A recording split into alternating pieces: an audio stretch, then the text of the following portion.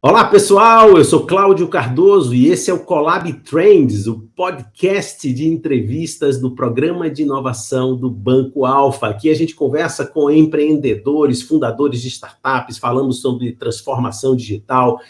Enfim, um tema muito importante hoje que nós vamos conversar, que é a visão de tecnologia, de transformação nos conselhos de administração, e por isso a gente vai conversar com o Celso Ienaga. O Celso Ienaga, ele é principal partner da Dextron Consulting, ele também representa aqui no Brasil a Cambridge Enterprise Group, ele vai explicar para a gente isso aí, é muito importante.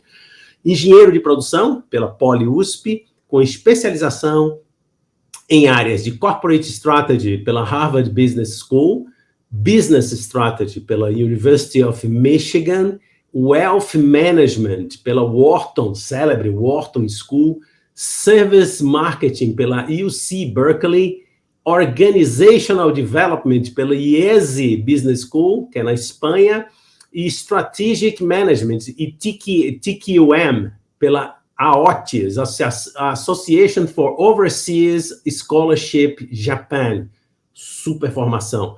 Sócio da Cambridge Family Enterprise Group, como eu falei, e board member da Beta E, Collaborative Innovation.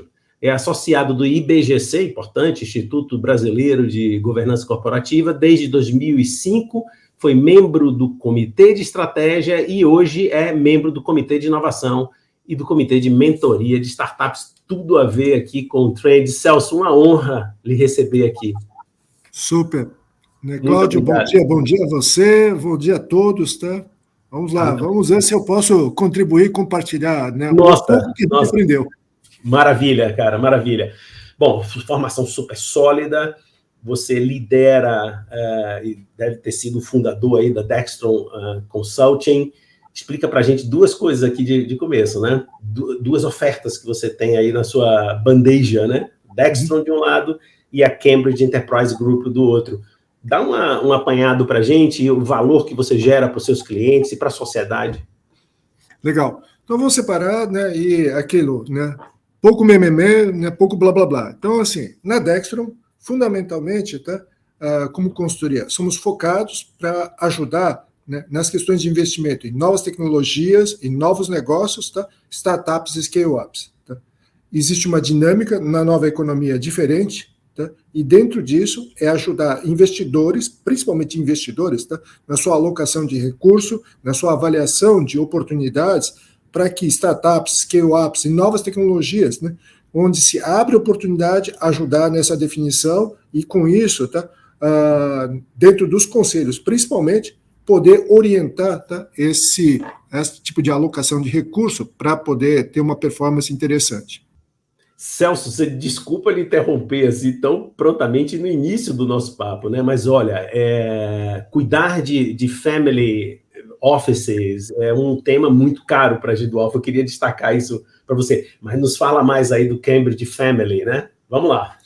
Pois é, então assim, super bacana. Então, há 3 meses atrás, eu fui convidado, então, para me juntar à Cambridge Family Enterprise Group, tá? Consultoria de referência global, né, para as empresas familiares e famílias empresárias, tá? Do professor John Davis. Muitos de vocês já devem ter visto, né, o modelo do professor John Davis, das 3 bolinhas, né, família, sociedade e negócio. Tá?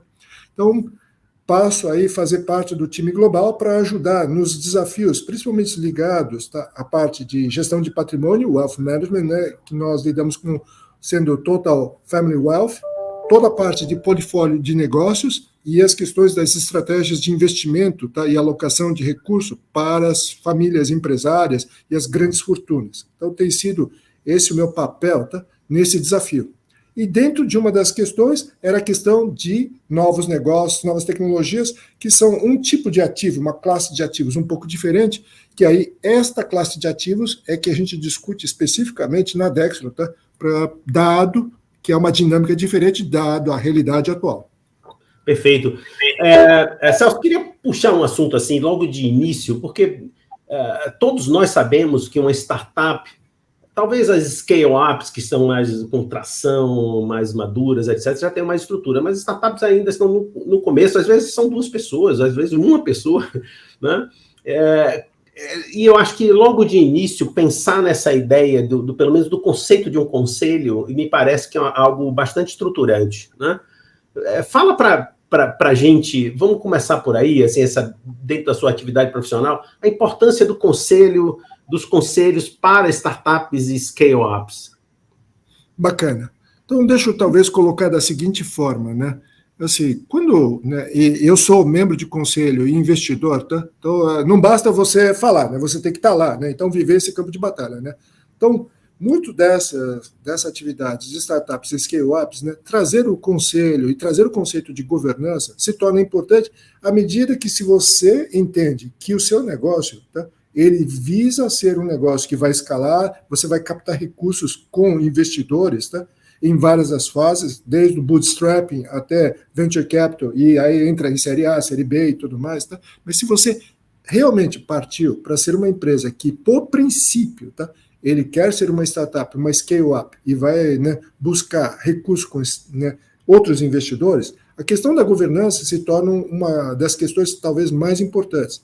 E por incrível que pareça, tá, muitas das lições de startups hoje, tá, nos ajudam a refletir, inclusive nos negócios tradicionais.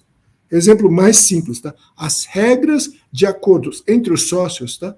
A gente não faz isso no começo de qualquer empresa. Depois a gente vê todos os problemas que acontecem, tá, para fazer essa reorganização, seja de capital ou do papel na sociedade. Pois é, quando a gente discute a questão dentro das startups, o que a gente tenta trazer é dizer o seguinte: super bacana, vocês querem fazer o negócio crescer, receber investimentos e tudo mais. Mas, gente, se vocês não tratarem primeiro algumas dessas questões, tá, lá na frente, os investidores não vão entrar, porque eles vão falar o seguinte: arruma bagunça, tá?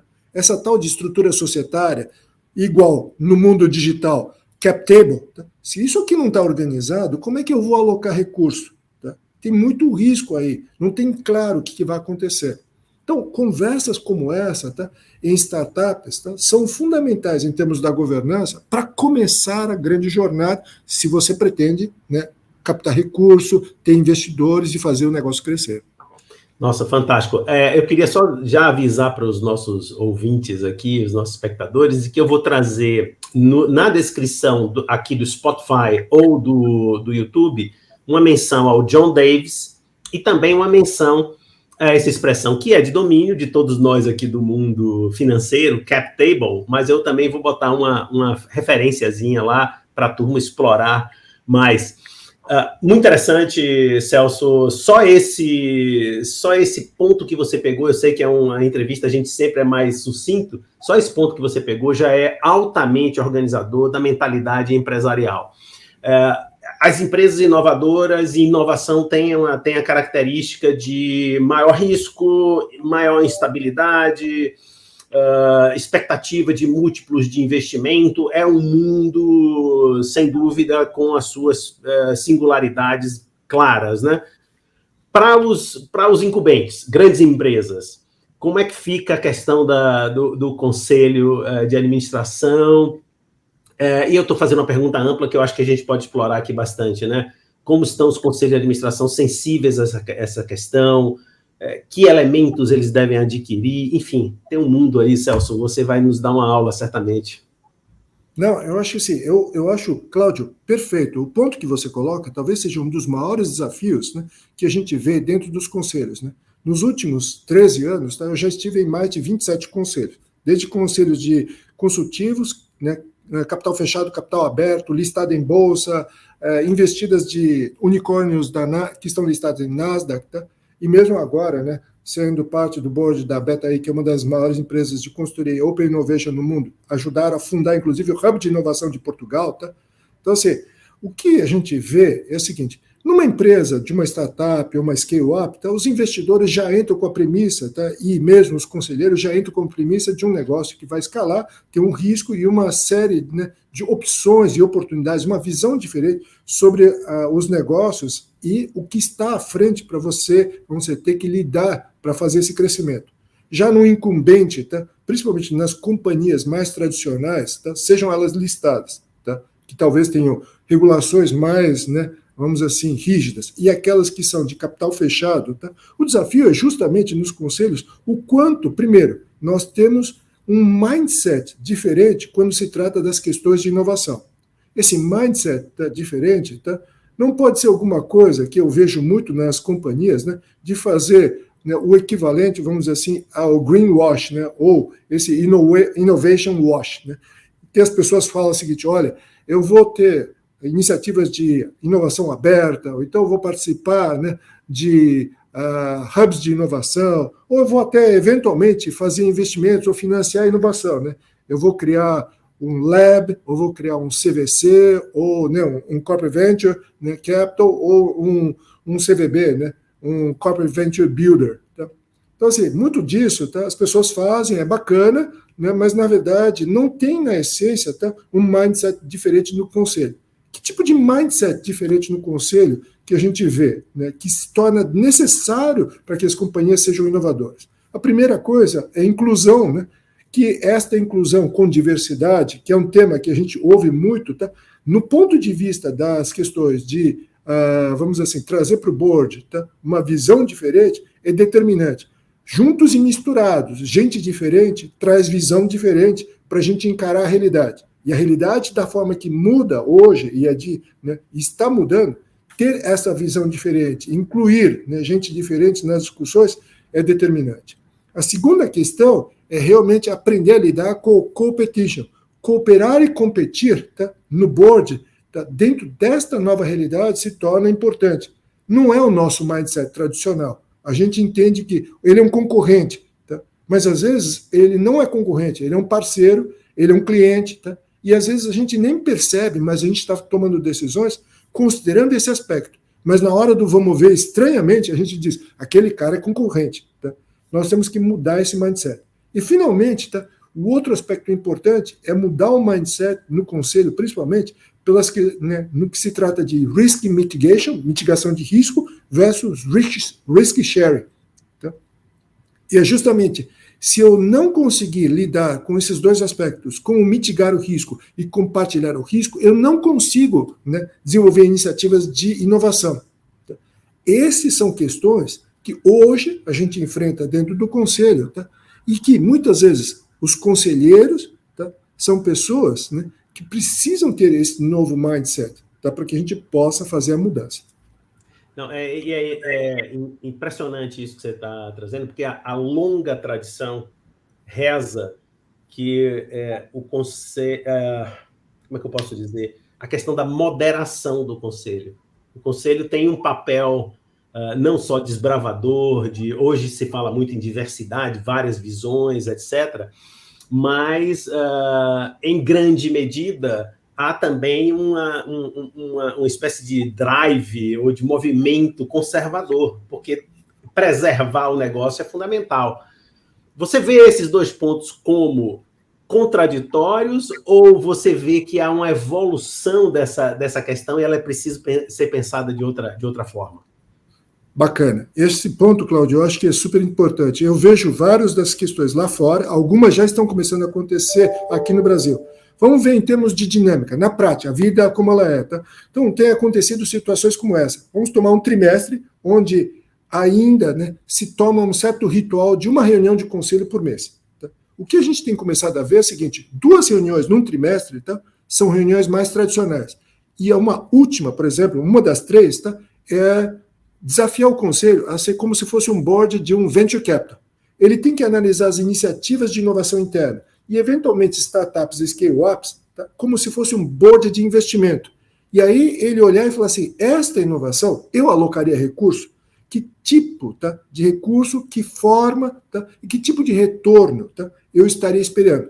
Se você imaginar que você faz pelo menos uma reunião por trimestre, sendo das 3, uma delas, você atuar como um board de venture capital, provavelmente, ao final de um ano, a sua forma de enxergar o próprio negócio se torna diferente, assim como você se torna mais propenso a dizer assim, opa, tem uma forma diferente de enxergar essas inovações. Talvez tenha uma tremenda oportunidade, ou eventualmente você volta e questiona o core business e fala assim, peraí, não tem um jeito diferente? Não faz aquelas perguntinhas chatas, né? Eu digo para as pessoas, nós temos que começar a fazer certas perguntas e novas perguntas para chegar às perguntas certas e depois às respostas certas, né?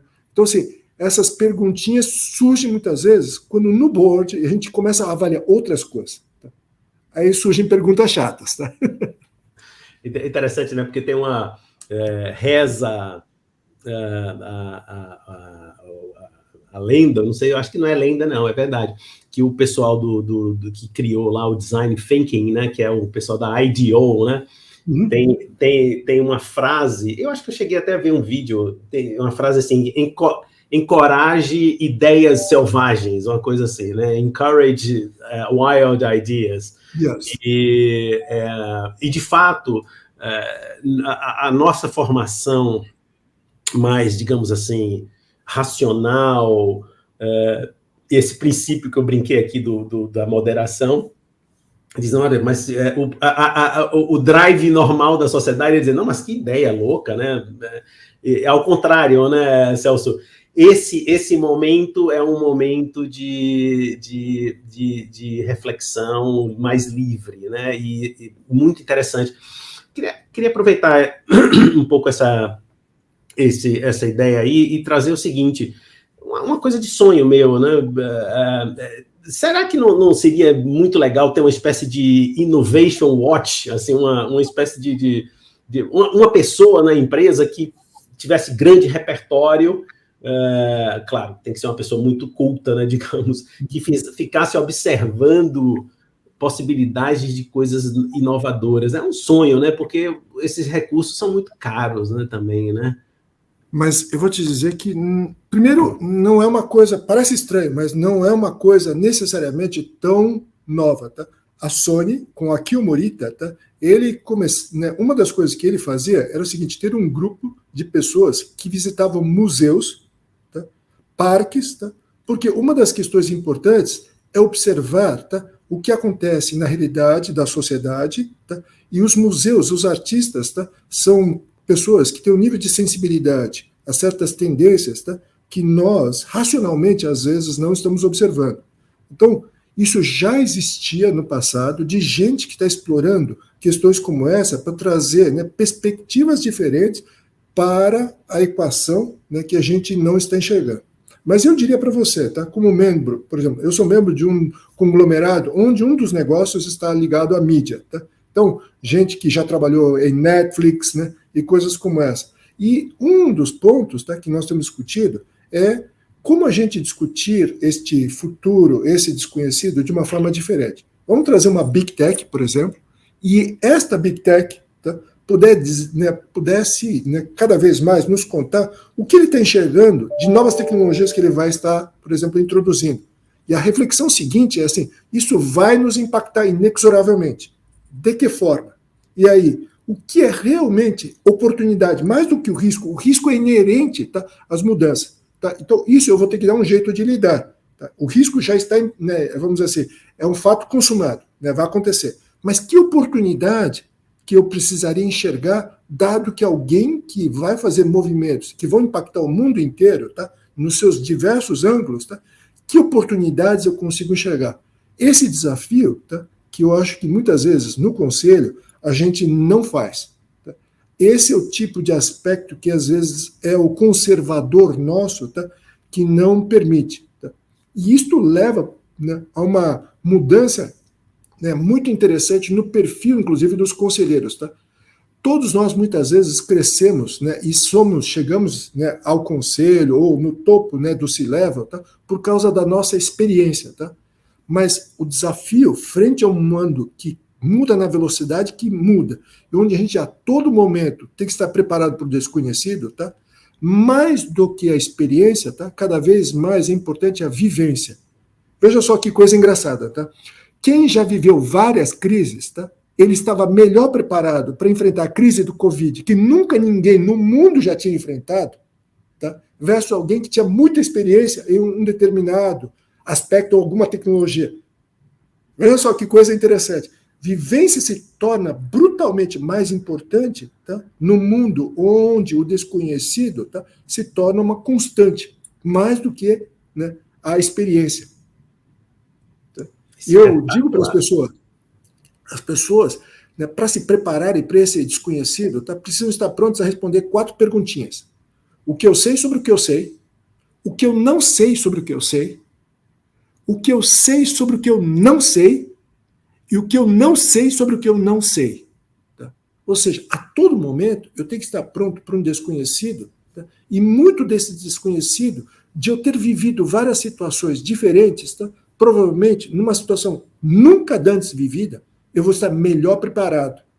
E a experiência nos cria, né, muita especialização, mas vem uma coisa muito diferente, a gente se perde, tá? E não consegue, fica paralisado. Tá? E imagina esse tipo de situação no board. Tá? Isso é quase que morte, tá? Dado que a velocidade das mudanças é tão grande, que se você não está com o board preparado para esse tipo de situação, tá? Você não começa a capturar nem oportunidade, e o pior ainda, o risco aumenta de forma exponencial, porque ele começa a tomar decisões baseadas em parâmetros que são do passado, tá? E aí nós entramos numa vibe, numa direção que pode ser a morte, tá, do negócio. Fantástico. Eu queria puxar o assunto da estratégia, porque você, na verdade, nos deu uma aula aí nesse trecho sobre estratégia, né? E eu queria chamar a atenção de uma coisa que me ocorre, né? A questão de estratégia, eu vejo muitas áreas dizendo, olha, eu estou fazendo, sei lá, por exemplo, comunicação estratégica, sim, ok, e o que é que você faz de influência nesse desenho do ponto de vista da comunicação? Eu disse, não, eu me alinho às estratégias do conselho. E eu brinco um pouco, mas você então não está fazendo comunicação estratégica, você está fazendo uma estratégia de comunicação. Comunicação estratégica seria influenciar a visão da organização desde a origem. E aí vem a reflexão que eu queria chegar. Estratégia, para mim, tem a ver com tempo. Em que momento entra a contribuição de cada uma dessas visões para o desenho de partida? Depois, a coisa já tá mais ou menos formatada. Ou seja, a hora certa para influenciar a visão, por exemplo, de uma obra é na planta, na concepção. A hora certa para influenciar um direcionamento de uma organização é exatamente no conselho. Essa é a figura que nós criamos na nossa cultura para isso. Então, nós estamos falando, na verdade, de acesso a essa dimensão e, ao mesmo tempo, esse acesso garante o tempo certo dessas contribuições para a formulação. Não sei se eu fui claro. Por favor. Cláudio, eu diria para você que, assim, talvez o ponto que você tocou é talvez um dos maiores desafios, tá? Se não o maior desafio, tá? Juntamente com a questão de enfrentar o desconhecido, tá? É uma questão da equação de tempo. Tá? Então, Schwab, né, que é o fundador do World Economic Forum, coloca bem isso. Né? Ele falou assim, antigamente, o negócio era o seguinte, o peixe grande comia o peixe pequeno. Agora, é o peixe mais rápido que come o peixe mais lento. Tá? Então, assim, esta situação muda nosso referencial de uma forma brutal. O que significa? O timing, tá? A velocidade, tá? E a evolução são determinantes. Então, ou seja, eu tenho que saber o timing correto, o ritmo correto, ou seja, o pacing, tá, que eu vou correndo e encaixar naquele momento correto, tá, se torna cada vez mais determinante. E mais ainda, a duração das coisas, tá, estão ficando cada vez menores, o que leva também um outro tipo de entendimento, tá, diferente. Essas questões e evolução. Então, se você olhar, tá, hoje, se você pegasse, por exemplo, uma empresa, né, ou um setor de bens de capital e uma startup digital ou questões digitais, tá, eles têm timing das coisas, duração dos eventos e a evolução em ritmos totalmente diferentes. Só que juntos e misturados, tá, eu vou ter que conviver. Senão, eu fico num mundo que não é mais a realidade, tá, e cria uma dessincronia. Então, vou ter que viver com isso. O conselho tem que estar olhando isso na própria estratégia.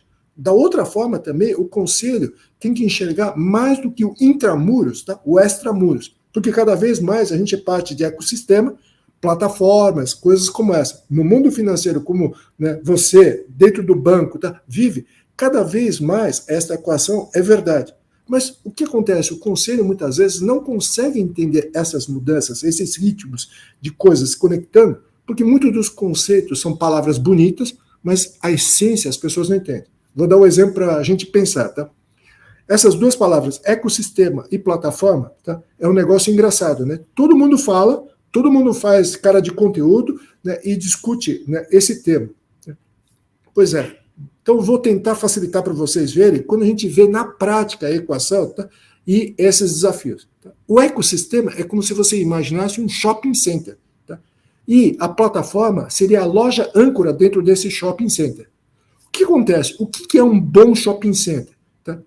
Um bom shopping center, ela tem lojas muito boas, que eventualmente várias dessas lojas são concorrentes, né, no mundo mais tradicional, um contra o outro, mas quanto mais boas lojas tiverem, eu vou ter mais público acessando e fazendo fluxo naquele shopping center. Se eu tiver lojas âncoras muito boas, eu trago também o fluxo, que este fluxo das lojas pequenas que também estão dentro do shopping ajudam a loja âncora a ter receita e a loja âncora gera tráfego e público para as lojas que são menores do que as lojas âncoras.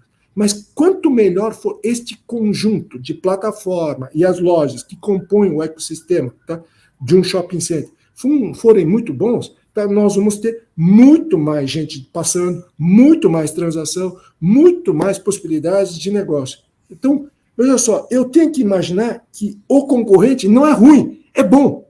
Para ser parte do ecossistema, quanto mais concorrente bom eu tiver, tá, eu tenho mais fluxo, tá, e mais possibilidade de transações. Esse mindset, tá, que tem que olhar desta forma no conselho, é difícil de você colocar. Porém, este é o campo de batalha real. No mundo financeiro, você vê claramente isso. Quando você coloca o ecossistema, você pensa na plataforma, quem que você conecta, tá? Eu tenho que pensar numa governança mais ampliada para lidar com questões como essa. Senão eu não consigo trazer a inovação para dentro, tá? E não consigo gerar transações, volumétricos, tá? E coisas interessantes para criar e estimular a inovação. Muito, muito legal essa metáfora do shopping. Aliás, o cara que inventou, não sei, deve ter sido alguém, um sujeito lá, um grupo que inventou o shopping center, né? Esse conceito de mall, né? Tudo junto, é um gênio, né? Convencer os primeiros lojistas a irem botar a portinha do lado do concorrente que ele detestava. Exato. Incrível. Não, e você vê que coisa incrível é que se você pegar o shopping center, vamos pegar agora o exemplo do shopping center, loja âncora até com a plataforma, tá? Se ela for bem montada e tudo mais, agora vamos no underground, né? Na infraestrutura, tá?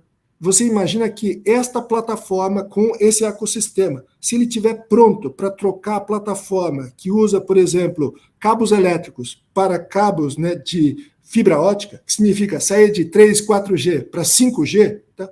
Você imagina como fica, então, esse shopping, né? Nós estamos, neste momento, agora, indo para 5G.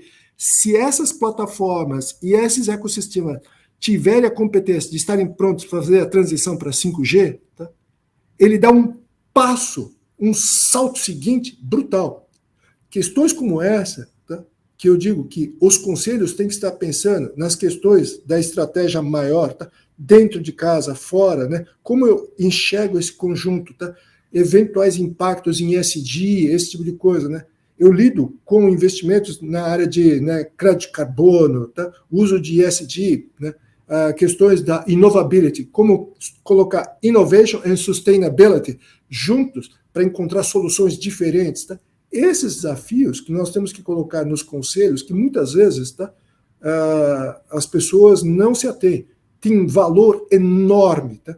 E principalmente investidores, tá? Alocadores de recursos, né, precisariam estar pensando em questões como essa no desenho e nas discussões de estratégias de inovação, investimentos em outros formatos, não porque é o futuro, porque isso já é o presente. Tá?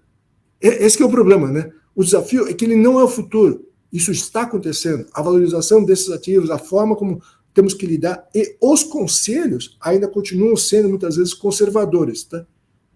Só que estão deixando dinheiro na mesa, tá? E uma coisa que eu tenho vivido, só para compartilhar contigo, é que muitas vezes eu estou agora indo para o conselho de administração, ou então eu estou sendo convidado para ir nos conselhos de sócios, tá? Ou de acionistas, tá? Para desafiar os conselhos de administração, inclusive, tá? A dizer assim, sejam menos conservadores, precisamos olhar de forma diferente, tá? Porque estamos deixando valor na mesa. Muito interessante. Bom, a gente não pode encerrar esse assunto sem falar de tese de inovação como algo que estrutura a própria estratégia de inovação, ou seja, é a arrumação da cabeça para você montar uma linha de diretrizes bem estabelecida. Vamos, infelizmente, né, a gente gostaria de explorar mais aqui sua sabedoria, sua experiência, Celso, mas o tempo urge. Fala um pouco para a gente aqui sobre isso ainda aqui no nosso papo. Então, Cláudio, eu acho que assim, você tocou justamente na parte talvez mais central, tá, das questões da estratégia, que está ligado às questões de inovação, que é a tese de inovação. Antes da tese de investimento, tá, que é super bacana, a gente discute em vários fóruns essas questões de tese de investimento, seja para o IPO, seja para o investimento, uma aquisição e tudo mais, tá? Então, o grande ponto é que, no caso da inovação, eu tenho que ter uma tese de inovação, uma hipótese, por que a inovação vai fazer diferença. Tá? E isso é uma das coisas que muitas vezes a gente não tem claro. Tá? Eu vou fazer inovação, porque todo mundo está inovando. Não. Inovação tem que ter um racional por trás. Eu tenho que ter uma hipótese concreta que eu vou, né, colocar para investir e ter uma alocação de recursos, para poder viabilizar essa inovação, porque ela vai fazer uma diferença. A maior parte, né, muitas vezes, ela olha questões como assim, crescer, uma parte, a tese de inovação tá, está ligado a buscar formas de crescimento, ou eventualmente proteção do próprio core business. Tá? Pode ser questões que olhem para o aspecto externo, tá, e a relação com o consumidor, a cadeia, o ecossistema, ou questões mais internas, que vão melhorar a sua competitividade, custo, time to market, tá? Mas eu tenho que ter claramente essas questões, né, estabelecidas para, inclusive, fundamentar o conjunto de inovações, o conjunto de iniciativas que vão, né, viabilizar esta estratégia, tá, para fazer isso acontecer. E ajudar, inclusive, num aspecto que você mesmo colocou muito bem, que é o processo, no começo, de transformação das organizações, seja para digitalização, para inovação, né? Assim, como é que eu começo a fazer isso, tá? E aí é que tem um ponto que eu acho que vale a pena na tese de inovação. As pessoas adoram falar de inovação disruptiva. Sinceramente, tá, eu não vi até agora um corajoso que diz, eu vou fazer uma disrupção total do meu negócio. Tá? Eu não consegui encontrar esse sujeito. Talvez é porque eu não encontrei, porque ele morreu. Tá? Então, assim, a grande questão é que não existe isso no mundo real das coisas. Existe, tá, uma transformação mais radical que começa de uma tese de inovação que, eventualmente, você acharia contraditória. É olhar o transacional e fazer de forma radicalmente diferente o transacional. Aquilo que virou paisagem, que é aquilo que você fala, sempre foi assim. Ali, pelo volumétrico né, que acontece, e porque já passou a ser parte do dia a dia, então eu não enxergo mais. Abrir conta de uma forma muito simples, como foi, por exemplo, Netflix, me dê um cartão de crédito, um e-mail, e você já tem, tá, a possibilidade de utilizar o Netflix, tá, diminui brutalmente, tá, a sua condição de abrir, tá, e começar a trabalhar com oferta. Tá? Então, esse tipo de coisa que é transacional, lá está provavelmente a maior oportunidade. E isso tem que estar na tese de inovação para dizer assim, nós vamos começar a fazer a mudança daí, isso vai rapidamente aumentar, fazer um scale-up, e aí eu vou começar a ganhar tração em outras mudanças que fazem essa sequência. Risco muito menor e impacto infinitamente maior. Fantástico, fantástico. Você vê que é o fio da meada, né? Algo que aciona e vai abrindo outras alternativas, mas, enfim. Celso, muito obrigado pelo seu tempo, sua generosidade de nos atender tão rapidamente. Parabéns pela sua carreira e pelo seu trabalho. Foi uma grande satisfação, grande honra tê-lo aqui no Trends. Muito obrigado. Não, pelo amor de Deus, né? Qualquer coisa, né? Vamos nos falando. Cláudio, muitíssimo obrigado pela honra e a oportunidade. Chegamos ao final de mais um Collab Trends. Hoje eu conversei com Celso Ienaga, que é da Dextron Consulting. Bom, você já sabe, nos acompanhe nos nossos canais do Alfa, aqui no YouTube e no Spotify, e até o próximo programa.